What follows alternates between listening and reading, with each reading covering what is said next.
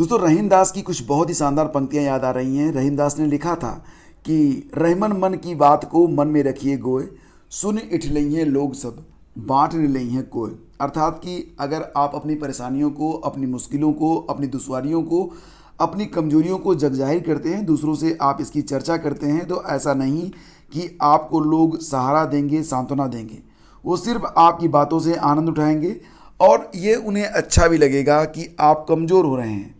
क्योंकि एक बात याद रखना कि डूबते हुए सूरज को देखकर घरों के दरवाजे तो लोग यूं ही बंद कर लेते हैं। तो जैसे ही आप दुनिया में खुद को कमज़ोर साबित कर देते हैं, वैसे ही दुनिया आपकी जो हेल्प करने वाली भी होती है वो यही माइंड मेकअप बनाती है कि छोड़ो इसको, जाने दो, ये तो डूबता हुआ सूरज है।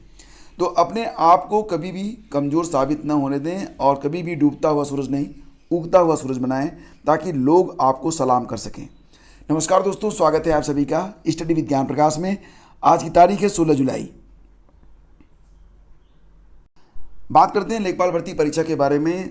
विगत कई दिनों से इस पर कई ऊहापोह वाली जो पोस्ट है वो लगातार चल रही है। कुछ यूट्यूब चैनलों ने तो बाकायदा घोषित कर दिया है कि लेखपाल भर्ती परीक्षा स्थगित कर दी गई है, लेकिन यूपी ट्रिपल एस यानी कि आयोग के द्वारा अभी इस पर निश्चित तौर से कोई भी निर्णय नहीं लिया गया है।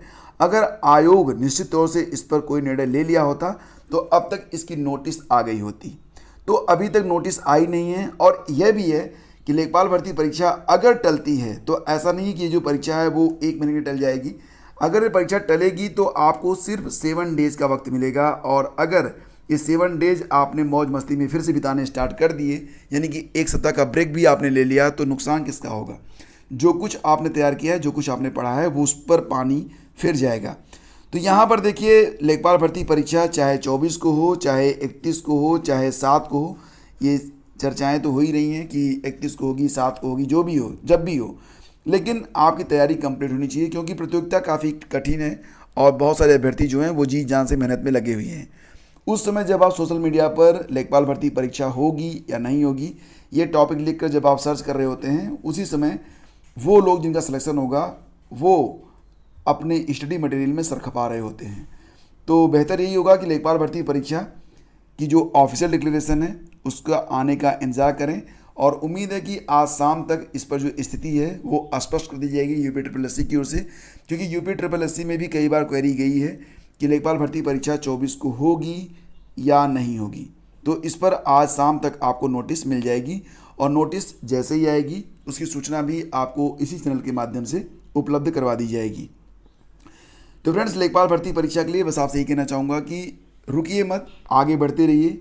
अगर ये डेट आपको एक्सटेंड होती है तो 1 आध हफ्ते का वक्त मिलेगा, तो कुछ नए प्रैक्टिस सेट आप लगा सकते हैं, बाकी आपकी मर्जी। आगे बढ़ते हैं, चलते हैं अगली खबर पे। तो देखो, यहाँ पर एक परीक्षा होनी थी 24 जुलाई को, जो कि स्थगित कर दी गई है, और ये परीक्षा है उत्तर प्रदेश लोक सेवा आयोग की। तो यहाँ पर देखिए, ये बताया जा रहा है कि विज्ञापन संख्या है A1E1 2022 दिनांक 21 जनवरी 2022 द्वारा विज्ञापित स्टाफ नर्स पुरुष परीक्षा पुनर्विज्ञापन वर्ष 2022 की मुख्य या लिखित परीक्षा, जो कि 24 जुलाई को होनी थी, ये परीक्षा टाल दी गई है। अब ये परीक्षा 4 अगस्त को करवाई जाएगी, और ये जो परीक्षा होगी ये कहाँ पर होगी? लखनऊ में होगी। तो 24 जुलाई को ये परीक्षा होनी थी, अब ये परीक्षा होगी 4 अगस्त को। परीक्षा का जो कार्यक्रम है वो नीचे दिया गया है, आप यहाँ पर देख सकते हैं। और आपको पुनः बता दूं कि ये जो परीक्षा है यह स्टाफ नर्स पुरुष की परीक्षा है, जो कि यूपीपीएससी के द्वारा ली जाएगी। चलिए आगे बढ़ते हैं, अगली खबर देखते हैं। यहाँ पर आपको बताना चाहेंगे, हालांकि कल मैंने इसके बारे में आपको बताया भी था कि सीटेट की जो अगली परीक्षा होगी वो दिसंबर महीने में होगी, दिसंबर 2022 में। और ये परीक्षा भी सीबीटी मोड में ही होगी, यानी कि कंप्यूटर आधारित टेस्ट होगा। ये 20 भाषाओं में परीक्षा आयोजित की जाएगी, और इसके जो फीस है डिक्लेयर कर दिया गया है। अगर आप सामान्य ओबीसी कैटेगरी से हैं तो 1000 रुपये की फ़ीस देनी पड़ेगी एक पेपर के लिए। दोनों पेपर देंगे तो 1200 रुपये की फ़ीस आपको देनी पड़ेगी। SC ST और दिव्यांगों के लिए ये जो फीस है 500 रुपये है सिंगल पेपर, और डबल पेपर के लिए है 600 रुपये। और इसके जो आवेदन होंगे वो अभी स्टार्ट नहीं हुए हैं, आवेदन जब स्टार्ट होंगे तो उसकी जानकारी भी आपको उपलब्ध करवा दी जाएगी। तो यहाँ पर मान के चलिए कि दिसंबर 2022 में सीटेट की मुख्य परीक्षा है, और डेडलाइन मानकर अब आप इसकी तैयारी को स्टार्ट कर सकते हैं। जिनको इंतज़ार रहता है कि नोटिफिकेशन आ जाएगा उसके बाद हम तैयारी शुरू करेंगे, तो आपके नोटिफिकेशन आ चुका है। आगे बढ़ते हैं, CUET नहीं दे पाए छात्रों को एक और मौका। तो यहाँ पर बताया जा रहा है कि CUET की परीक्षा में अंतिम समय में केंद्र बदले जाने से शुक्रवार को कई छात्र इसमें शामिल नहीं हो पाए। तो राष्ट्रीय परीक्षा एजेंसी यानी कि NTA ने अब ऐसे छात्रों को एक और मौका देने का फैसला किया है। NTA की ओर से देश और विदेश के 510 से अधिक शहरों में विश्वविद्यालय साझा प्रवेश परीक्षा के पहले चरण का आयोजन किया गया। कई छात्रों के परीक्षा केंद्रों में अंतिम समय में बदलाव किए गए, जिसके कारण वो परीक्षा ही नहीं दे पाए।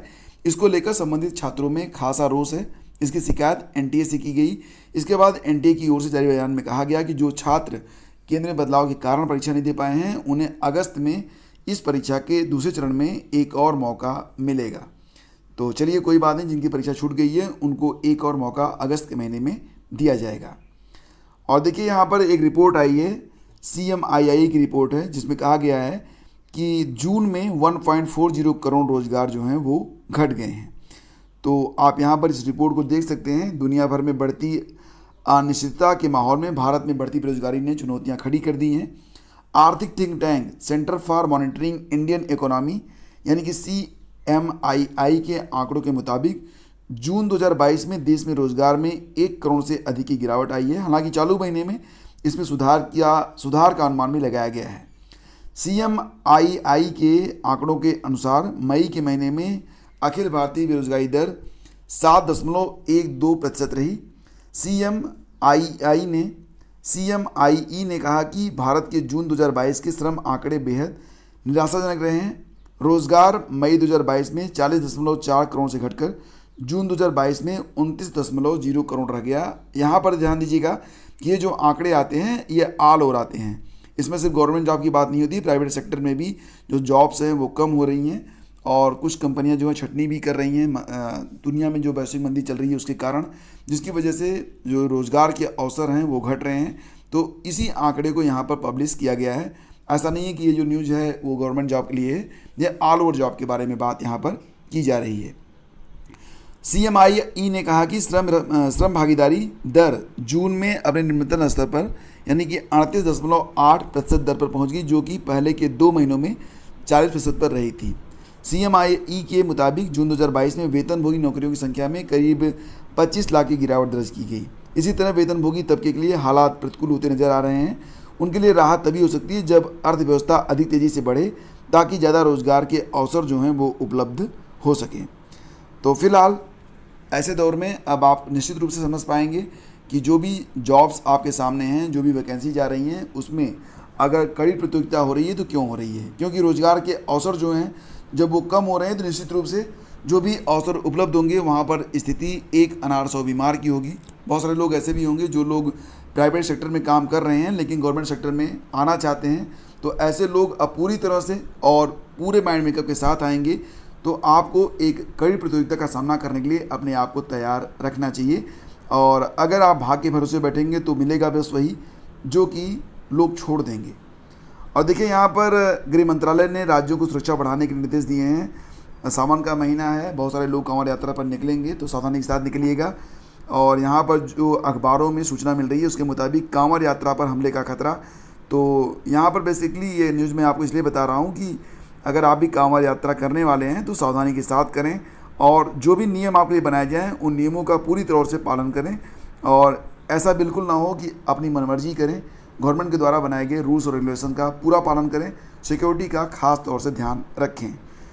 तो फ्रेंड्स, ये थी आज की पूरी अपडेट और आज के इस सेशन में बस इतना ही। शीघ्र मिलते हैं आपसे एक नए सेशन में। तब तक के लिए मैं आज्ञा दीजिए। Thank you.